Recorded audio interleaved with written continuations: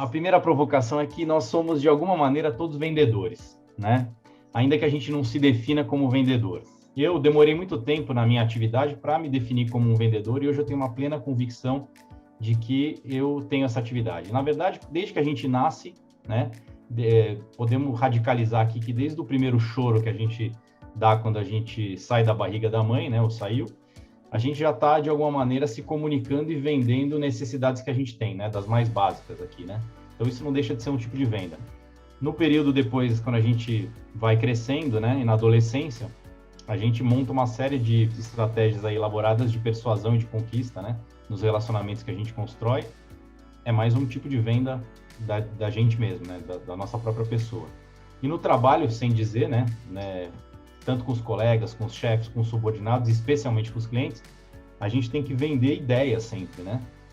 De uma maneira sólida, consistente, usando persuasão.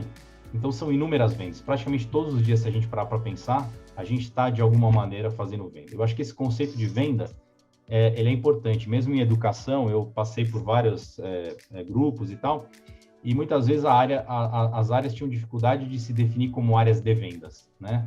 Porque parece uma coisa que é de um outro produto, uma coisa meio material, a gente trabalha com um conceito muito além de um produto, né? Isso é verdade.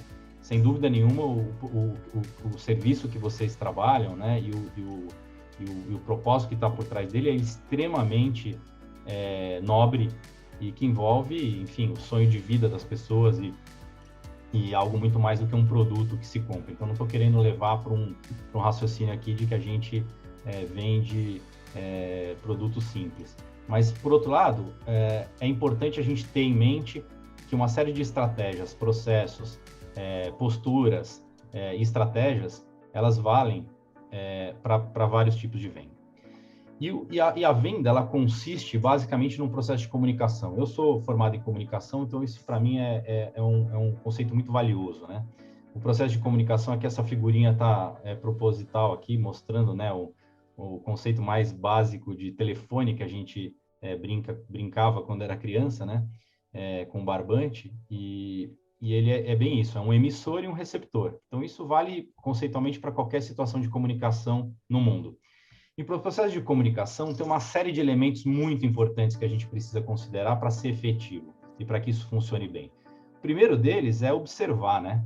E observar também quer dizer ser observado, porque quando a gente é um emissor e um receptor, se a gente está conversando com o cliente aqui, com o pai do aluno, com o aluno, enfim, com o nosso cliente ou mesmo com o colega, se a gente se coloca como emissor daquela mensagem, a gente pode estar observando, né?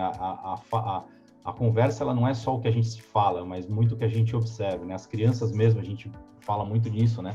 Que na própria educação, o professor, o que a gente faz, ele gera muito mais efeito do que o que se fala, né? O que é observado. Então, observar e ser observado é um tema importante.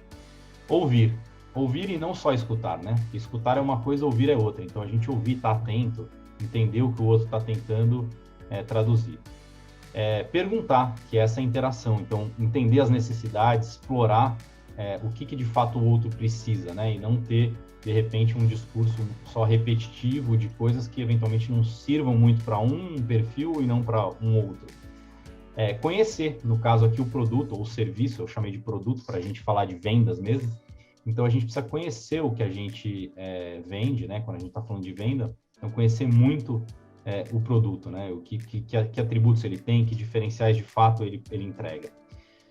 Convencer, né? E aí sempre falando a verdade, né? Convencer falando a verdade e argumentando com essa combinação de elementos que a gente está falando do processo de comunicação.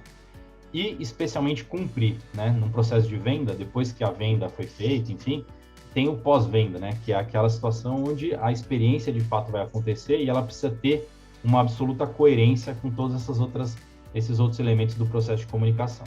Então, amarrando tudo isso, o processo de comunicação, ele precisa garantir coerência e consistência. Então, não adianta eu estar falando uma coisa, mas eu não observei elementos importantes ou não ouvi, e aí não fiz a pergunta adequada. Então, esse ecossistema aqui de comunicação, ele precisa estar muito bem coerente e consistente, e isso vai gerar persuasão, né? Então, o processo de venda, acima de tudo, ele é um processo de comunicação e a gente precisa ter clareza desses elementos.